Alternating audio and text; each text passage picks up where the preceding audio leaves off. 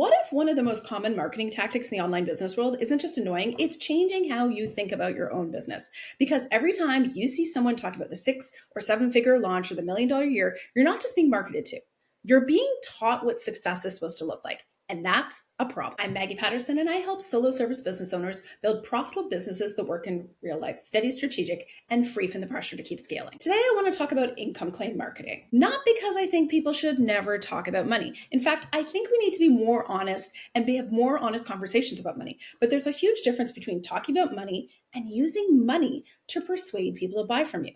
And by the end of this video, you're going to understand why income claim marketing is so effective, why it's become so common, and what you should pay attention to when you're deciding who to trust. Quick heads up, if you want to know where your focus should be right now in your solo service business, take my free quiz, The Real Life Rule. It breaks all of it down for you and gives you a customized result. The link is below. Income claim marketing isn't really about money. Yeah, that might surprise you. It is about boring credibility.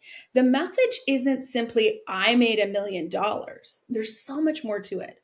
The message is, I made this much money, therefore you should trust me. And if you buy what I'm selling, maybe you're going to make that kind of money too. That's the real sales pitch underneath all of those income claims. So if you're wondering what income claim marketing is, it's the practice of using revenue, income, or lifestyle as the primary reason someone should buy from you. It sounds like I made $250K in 30 days. And sometimes it's more implied. It's luxury vacations, flashy lifestyle, sports cars, giant team, big celebration posts. But all of it is designed to communicate to you the same thing. I've figured something out. I've got the secret. And that is incredibly persuasive. The reason income claim marketing works isn't because people are gullible. It's because money is so emotional. Most of us didn't grow up talking about money in a positive way or talking about it openly. So when someone comes along and starts sharing numbers, it feels refreshing. It feels transparent. It feels like they're giving insider information. And that's exactly why this kind of marketing has become so popular in the last few years. But here's where this goes sideways. That number tells you almost nothing that you actually need to know to decide if you're going to work with someone. It doesn't tell you whether they're profitable. It doesn't tell you how much they paid themselves. And it definitely doesn't tell you how much they spent on ads, contractors, payrolls, coaches, or any of those other things. It doesn't tell you how much that launch cost or how much they're paying everyone else around you, or even if they enjoy running that business. Revenue is only one number, but business is so much bigger than that one number. Yet we have somehow decided that revenue automatically equals expertise, and those are two very different things. So here's my big beef with income claim marketing. It subtly teaches people to rank people's value based on revenue instead of ideas or the quality of what they're doing. Someone claims they're running an 8-figure business and suddenly their opinion carries more weight, even if they're totally lying on the internet.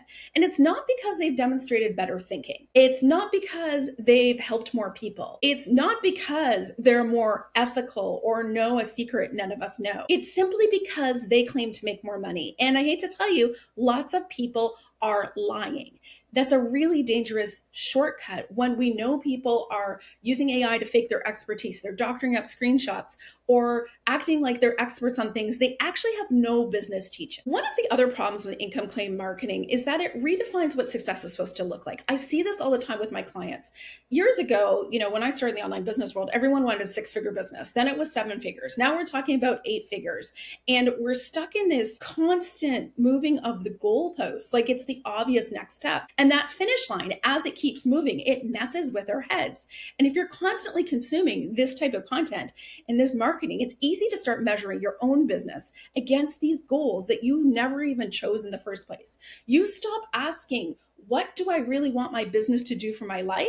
And you start chasing after revenue. You start wanting to scale. Instead, you start wondering, why am I not growing faster? Should I be scaling? Am I behind? Why do I suck so bad? And before long, you're making decisions based on someone else's definition of success instead of your own and the real reasons you started your business. So what I see people doing is they hire, but they quit their job because they hate managing people, or they launch another offer because they think bigger always means better. Or maybe you work longer hours and you keep hustling, chasing a number that doesn't actually change your quality of life. That is the real cost of income claim marketing. It's about so much more than what people are trying to sell us. It's selling us ambition that might not even belong to you in the first place. And that is worth paying attention to as a business owner. We all need to spend more time questioning, like, is this what I want? Because you you start your business because you want comfortable money, you want to be paid well, you want freedom, you want to be able to take days off, you want to take a real vacation, you want to be able to have something that doesn't consume your